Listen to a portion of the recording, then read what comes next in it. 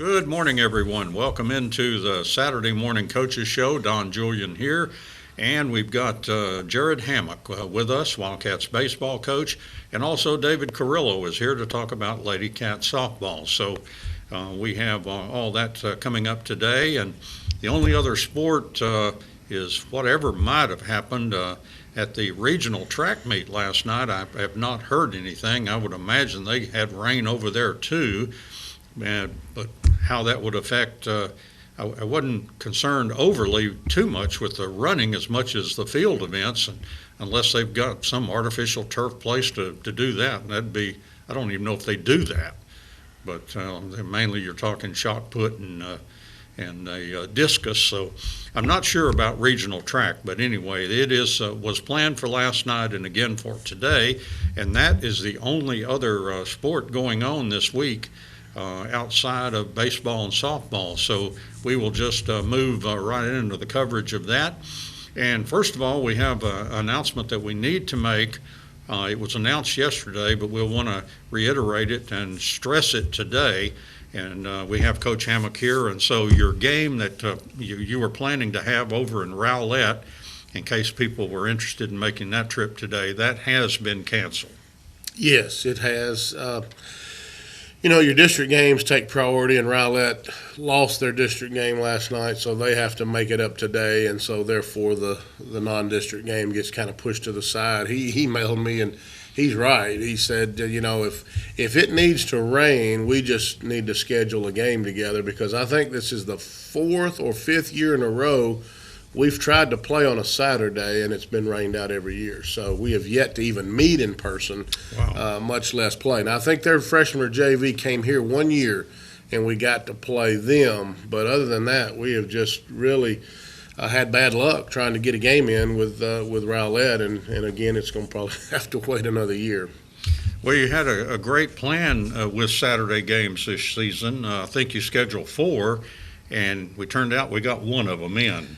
Just kind of a tough situation.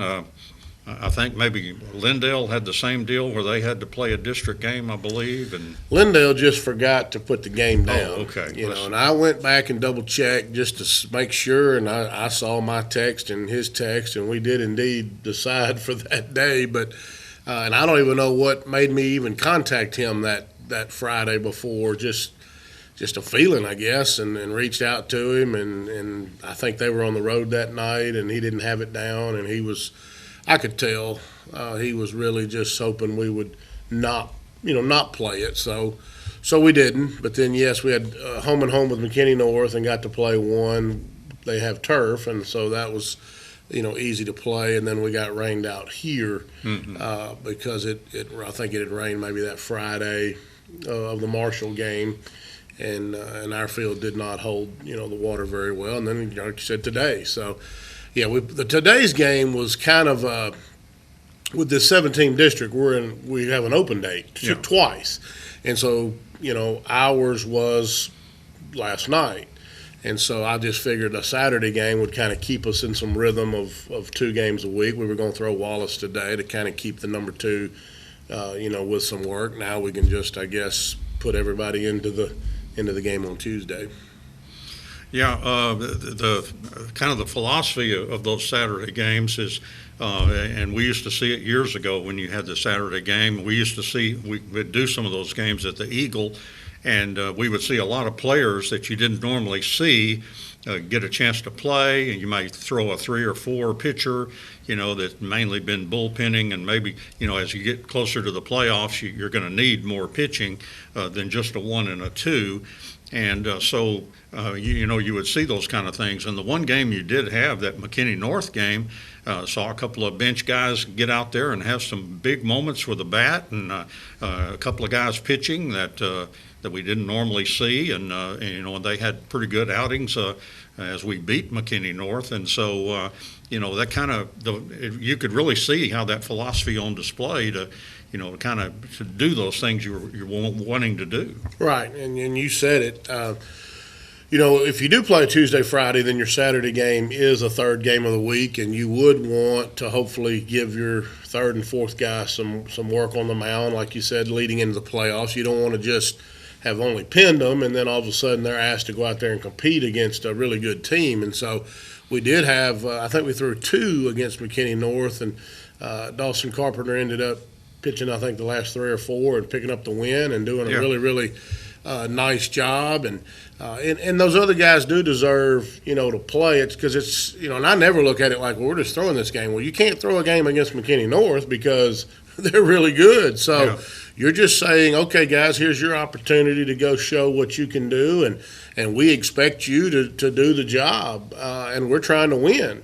And they did. They really played well. Old Reese Raby, I think he one-hopped the right field fence. I was thinking maybe he's about to hit our first team home run. And so, it's just, and it's good to see that. Those guys work and practice just like everybody else.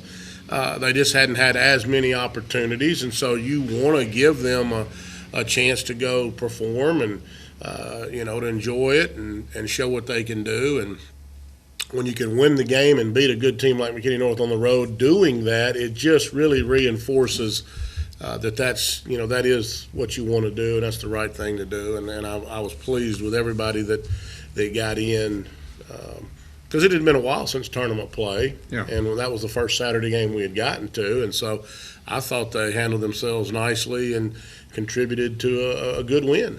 Certainly. You talked about having the bye. As it turned out, the whole district had a bye as everybody got rained out last night. Yes, and most of them, I think, were just preparing for it. They called them pretty early. I don't think they even waited till the first drop hit, because I got most of those messages before school was out.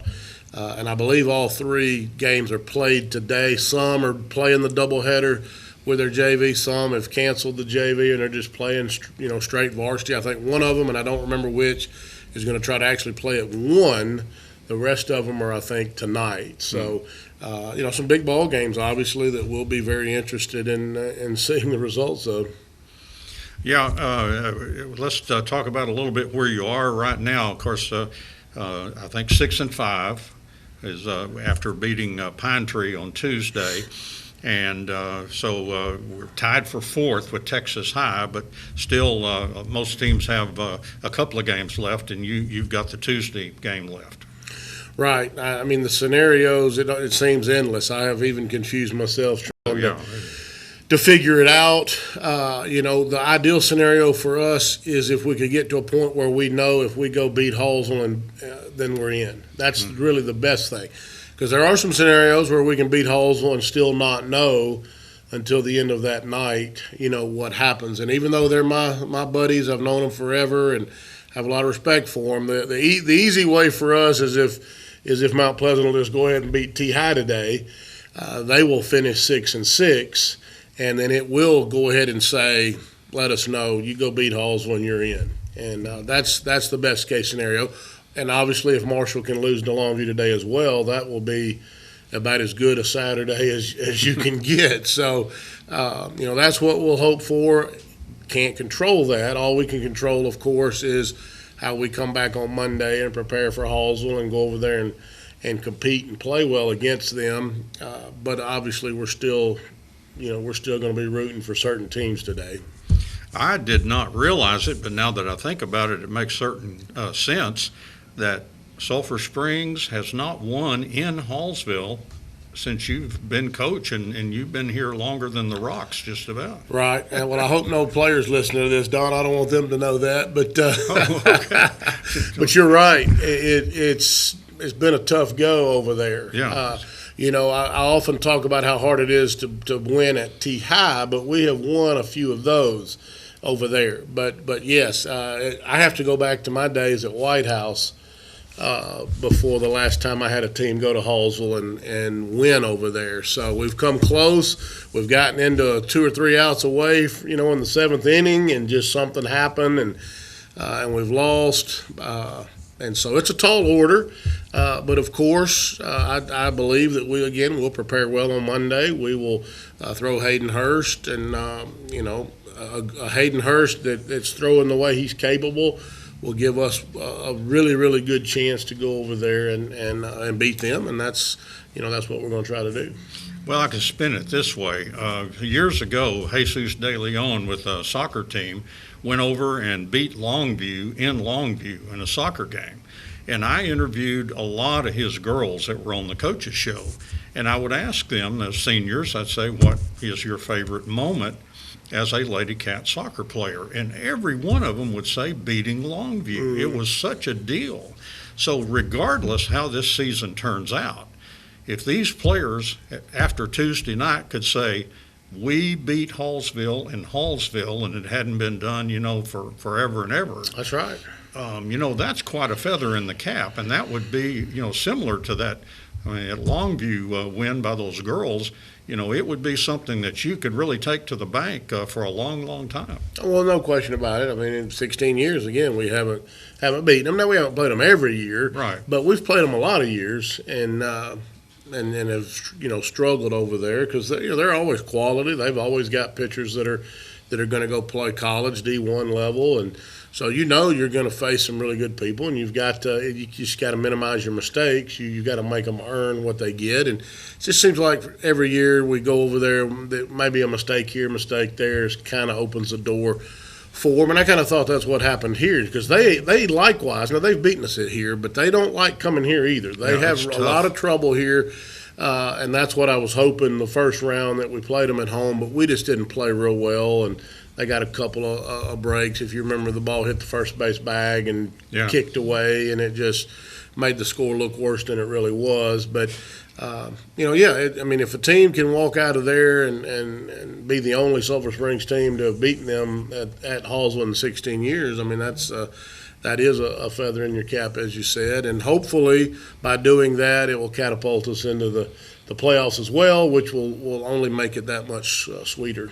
Yeah, I would imagine when they were tearing down Eagle that Scott Mitchell may have been over there helping out because that was a place he just dreaded to come to because he knew that it was kind of Texas High had some of those moments where they would come in and how did we lose this one? Right. It was just weird things would happen. Well, we've had some good ones over the years, and the year, and I don't remember the exact year, but the year Texas High won the state championship, we beat them at home. Yeah. They just had so much trouble. And some of that's trickled over into the new field. If you remember, Jackson Chaney hit that bottom of the seventh home run to beat Hallsville two or 3 years ago. I'm not even sure he likes that field any better right now than Eagle Stadium. So, our kids tend to rise up and play the competition that we're up against, and they know who Hallsville is. And so that's why I would expect, whatever happens, win or lose, that they will get our best shot Tuesday night. All right, let's take our first internal break. We'll come back and wrap it up with Coach Hammack right after this. And back here on Saturday Morning Coaches Show, talking with Coach Jared Hammack. Once again, we want to mention game at Rowlett for baseball canceled. They had a district game weathered out last night with the rain, and so they are having that has preference over a non-district game, so they're playing that today. So the Wildcats game over there, a non-district game, has been canceled. And all the district teams we talked about have been rained out. So, Coach, that does leave the big Hallsville game coming up. And we're just going to have to probably play our best. We're really going to have to bring our best Tuesday night. No question. And that's what we were going to try to do is just minimize mistakes. We talk about it all the time that probably baseball more than any other sport, games are lost more than they are won. People aren't going to just normally get 10 or 12 hits and just beat you straight up. They're going to need your pitchers to walk them. They're going to need your pitchers to hit them.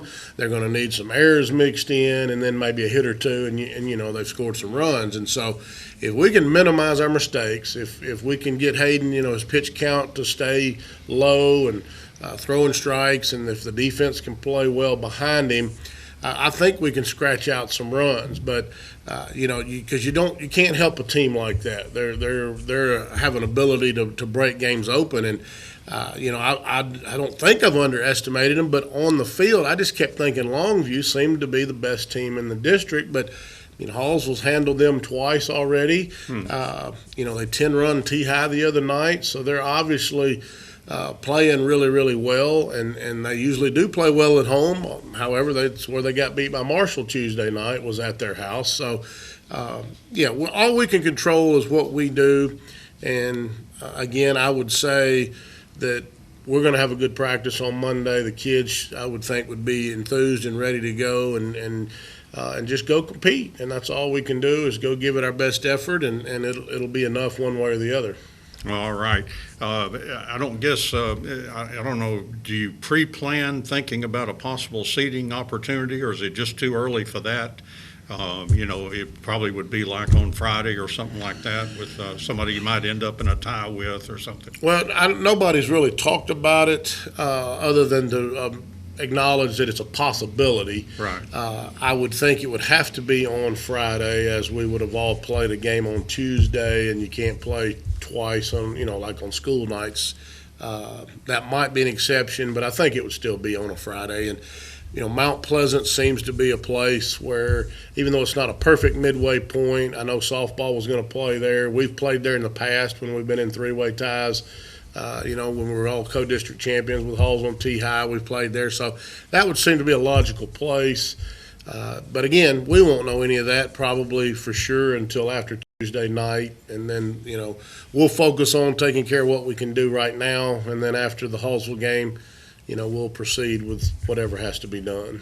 You're pretty well familiar with everybody. I assume you're, probably no scouting trips or anything, or are you going to do that? Maybe I should ask. Well, I don't think I'm going to today, because you're right. I am very familiar. I've been in this district with these guys. I've got, plenty of charts and different things, over not only because I've seen some of them in tournament play as well. We've played in tournaments twice with Hallsville, and we have seen Marshall in a tournament. We didn't play them, but we were there with them. So, I've got enough stuff on them. I know all their pitchers, and so probably, since I don't really get that opportunity all that often in the season, we'll spend some time with family today, and maybe go eat a nice meal and watch a movie, and just in the back of my mind still paying attention to how these games go, and then again, just because to me scouting's important. Don't get me wrong,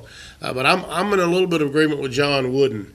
If my team does what we're supposed to do, and make the other team react to us, that's kind of what you want to do. So, my concern is us and getting us ready to play and us playing the way we're capable, because if we play the way we're capable, I've always said I can live with whatever the results are as long as we're doing what we're supposed to do. And so that'll be our main focus, is just preparation of ourselves.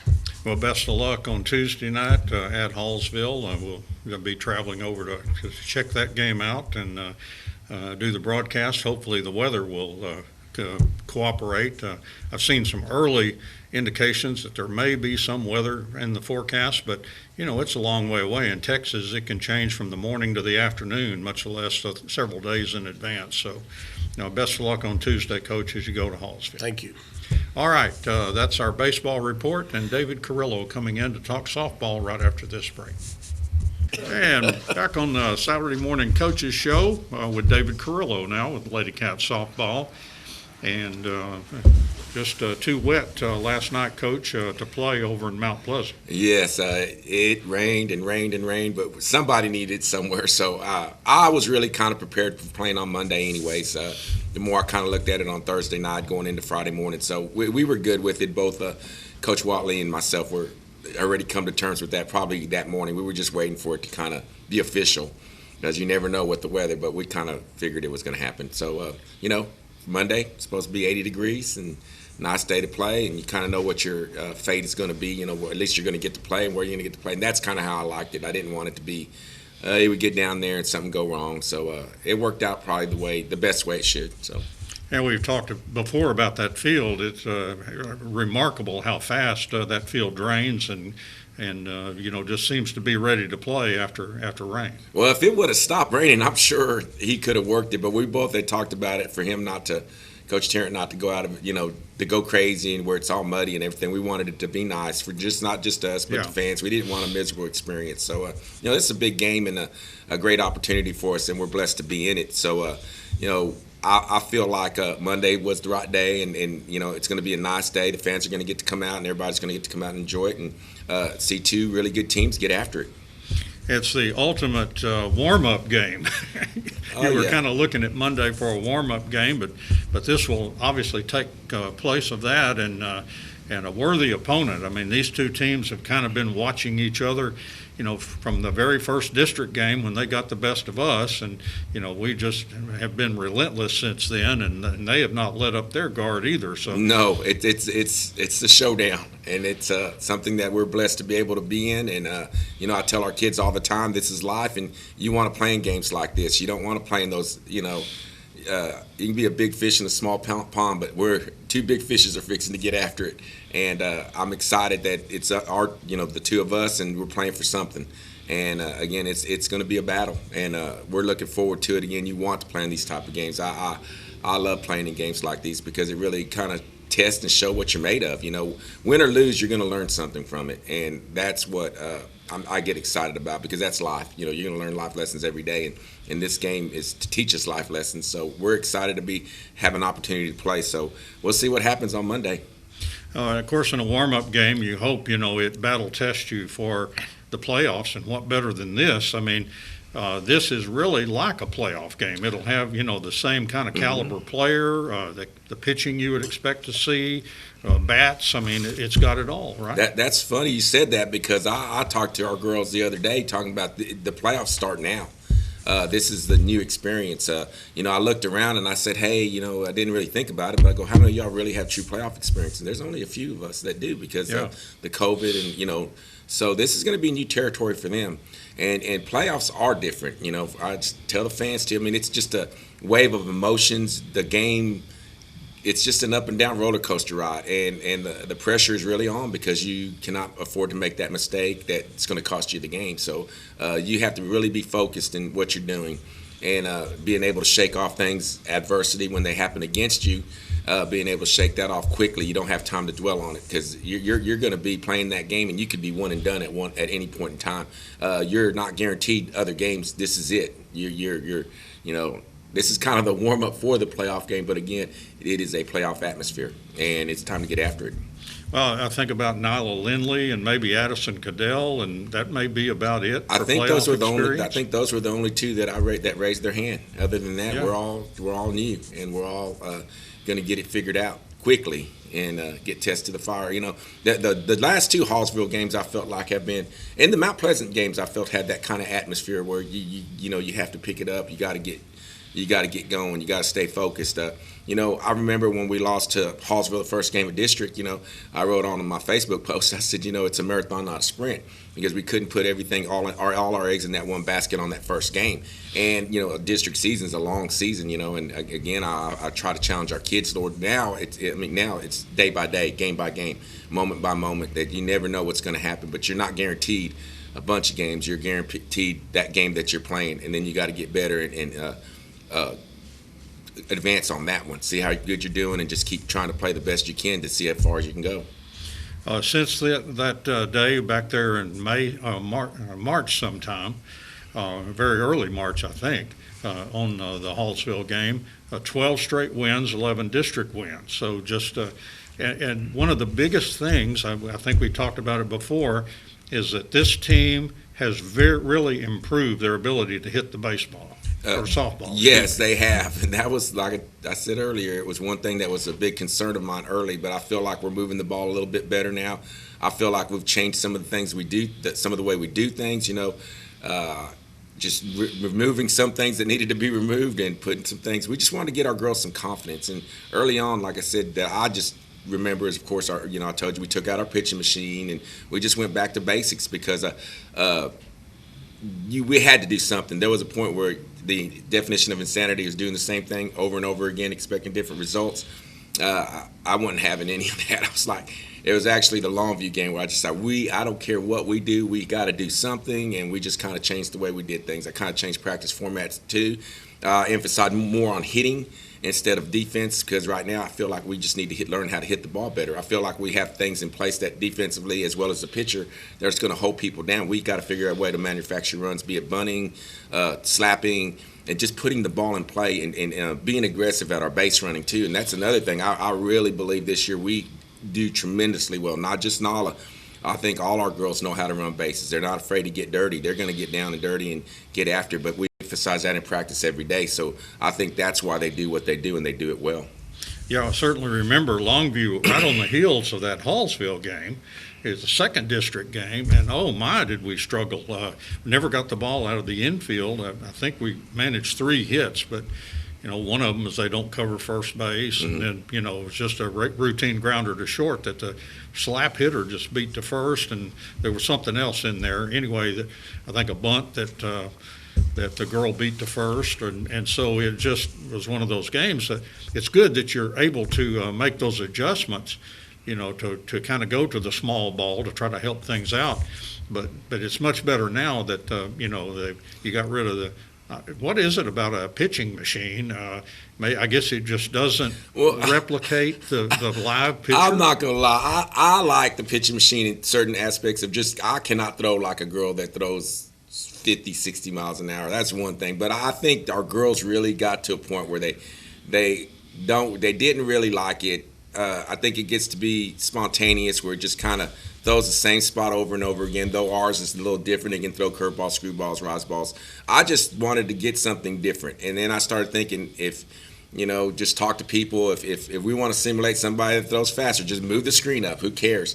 But to me, hitting is you got to be able to hit on 3 different levels, low, really low and high, 2 different levels. And then you got to be able to hit balls that are inside and outside. That's what pitching. Hitting is not.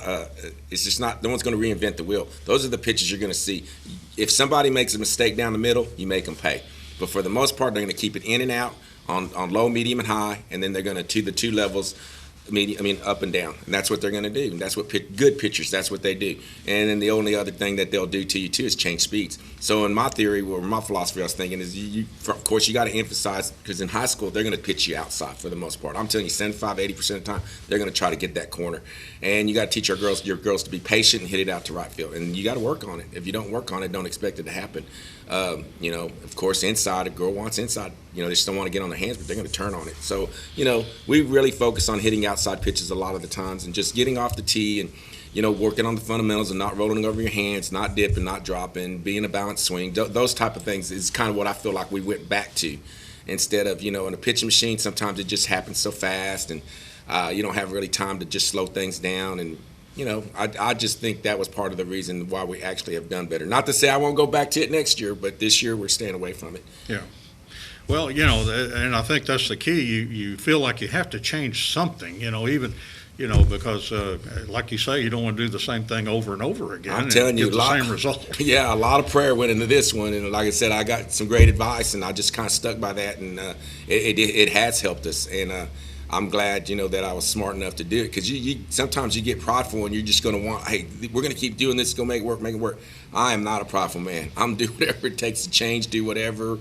Heck, I'd stand on my head the whole practice if I thought we could hit better. And that's what we had to do. And those changes that I feel like we've made has helped us tremendously on hitting and giving our girls confidence. Because, again, you can sit there and work all you want, but also you have to have a mentality that I'm going to go up there and hit the ball, that I can hit with 2 strikes. Or if I'm ahead in the count, you got to really be a smart hitter and have a plan. And that's another thing we talked about, too, is having a plan when you go out there. Heck, I remember when I played baseball when I was in high school, my head didn't think of a plan. I wish I knew what I know back then, because I would be a lot better or smarter hitter. Because I just grabbed the bat and, hey, let's go. But you got to be aware of your count situation. You got to be aware of watching on deck where they're pitching.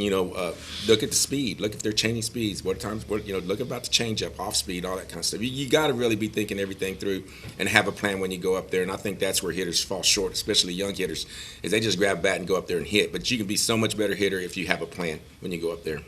It's kind of scary to hear David talking about he likes to change things. He might dye his body or his hair or something. That's both happened. Yeah, I'm a little not different. lately. No, I'm a little older now. I'm a little different. But you know what? If I'm not having fun, then I don't need to be out there. And the kids aren't having fun. They don't. We all don't need to be out there. So you want to make it fun for your kids. You want to create an environment where they succeed and have fun, doing it all at the same time. And I feel like that's the environment we have created. There's not one day in practice that we don't rag and laugh and joke at somebody, because somebody's going to do something that's just going to be fun. And it's okay to laugh, and it's okay to have fun. It's okay to smile. It doesn't have to be all work. It can be play and work and have a good time. And I think that's, some people look at us and think we're a little bit odd of what we do out there and how we do things, and like, what are they doing? We'll just sit there and have a powwow sometimes. But I think that's what you need to do. You need to create an environment. Softball is not the end all.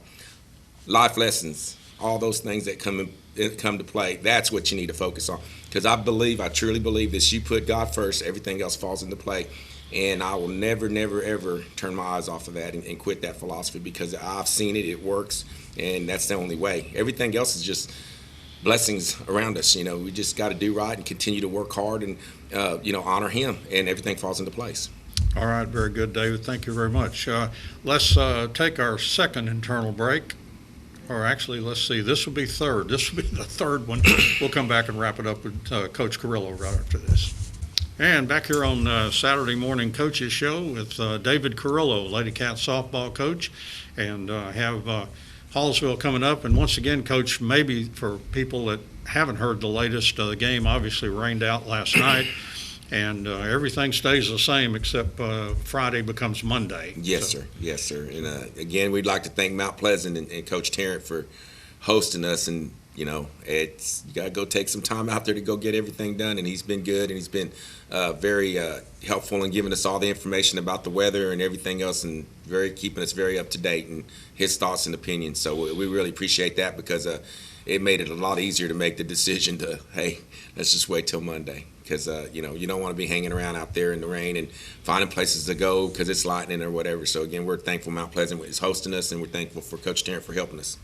Monday, 6 o'clock, Mount Pleasant with Hallsville over there, and that will be determine the number 1 and the number 2 seed.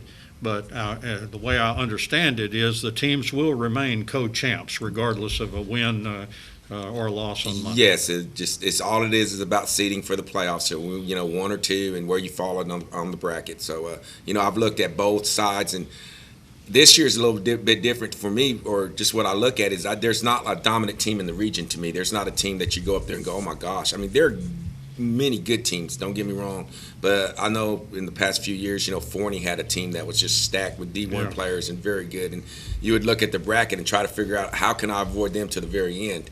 That's what we were looking at. But this year, I don't see that. I see a bunch of very good teams. I see a bunch of, there's not one team that is out there that you really are like, oh my gosh, we don't want to go get after them. So the field is, to me, even.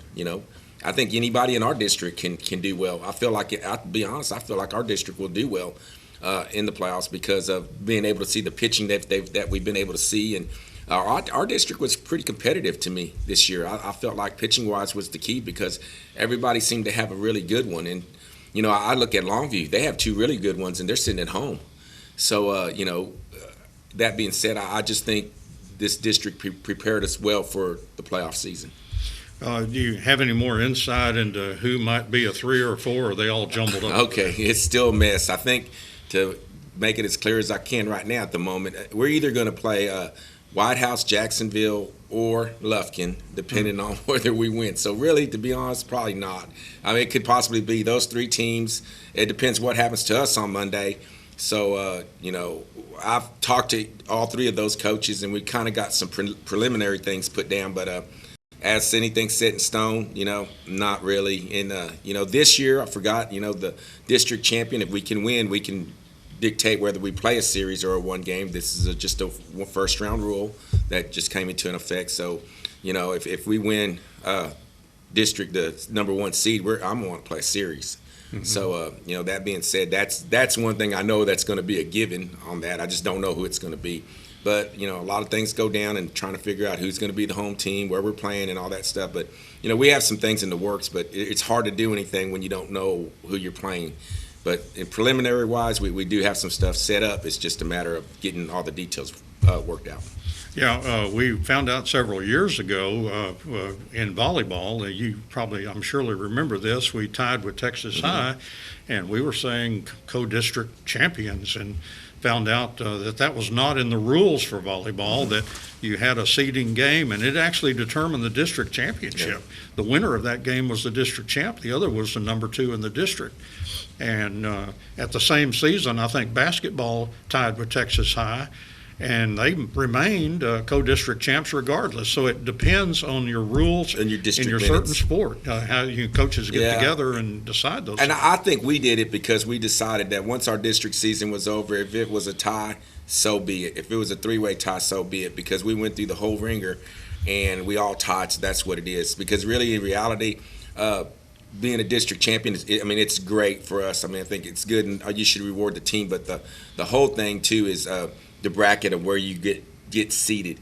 And I've seen 1 seeds go down early. It just depends on the bracket. Sometimes we've been 3 and went 3 rounds. Yeah. And we've been 2 and done well, or we've been 1 and haven't done as well. It just depends. So, really, that's what I said. I see this different this year as I look at the bracket, and I don't see that dominant team out there. There are a lot of, now I want to make sure, there are a lot of great teams out there, but there's not that one that has all the D1 players, that has the pitcher that's just lights out. I feel like we're all in the same boat. And, Roy City, I think, won that other district, and I know that district's really good in softball.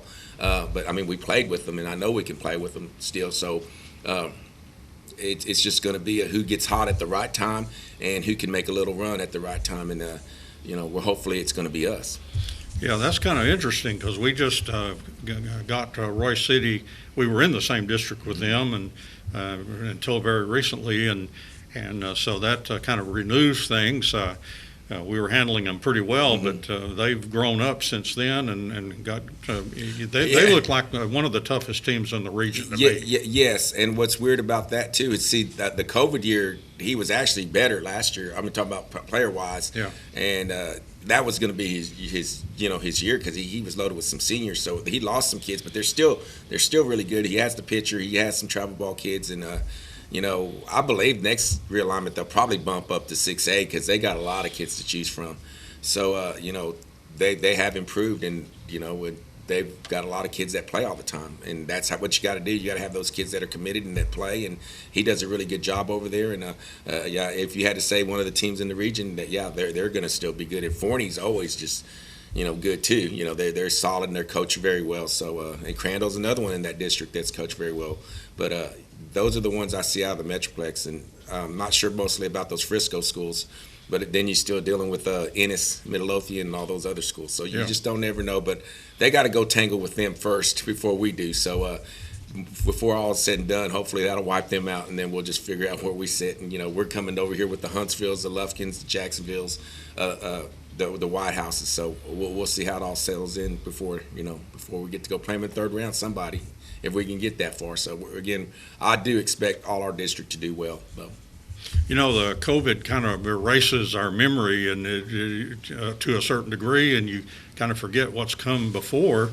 But kind of quietly here, at least it was for me, you told Ross Levinsky the other day, or he reported on it, that you've actually won 3 straight district champion, or been involved either as a co-champ or a district champ for 3 years. Yes, and I was skipping over COVID. Yeah, we were kind of talking about it, and Coach Dorner goes, "You know what? We're back to back to back." And then I said, "Well, the COVID goes, it doesn't matter. We didn't finish. We didn't play. So nobody got to do anything." Then. And I just look back and think how blessed were we to do this, because we've had Hallsville in our district for so many years, and they were just state ready all the time. And everybody goes, "Well, how many district champs have y'all really won?" And I said, "Really, to be honest, since I've been here, this is a pretty good run. This is the best run, of course, we've ever had. But it's been interesting because Hallsville was just always so good, so we would always come in 2nd or 3rd, or because they were dominating for a while. Yeah. And year after year after year, and to be able to have this opportunity to win through, I would have never thought it. I just kind of I guess when you're coaching, you don't really worry about it. And then I kept seeing things on my Facebook thing. I'm like, dang, we won 3 in a row if you don't take out the COVID. So we just said back to back to back. So that's a tribute to these kids. And oh my gosh, it's amazing what our district has. I mean, what our team has done, our program has done. And even 2017, we lost a heartbreaker to Mount Pleasant, and we could have been district champs again. That would have been 4. But I'll take the 3 and minus the 2017. Go ahead and give it up because again, we as a program have been so blessed, and our kids are really just good kids, and they buy into what we're doing. And it's not all about the game; it's all about something else, and they know what that is. And again, I keep emphasizing that. But life's too short; you got to get it figured out. And softball, you're only going to play it for a little while, and then once that's done, you better figure out how to win in this game called life. And again, there's only one way I see to do it, and I tell them that testify every day. It's got to be about Jesus, it's got to be about God. You got to put Him first. There's no other way, no other way. Everything else will take care of itself. This is what we get to do, but it's not who we are.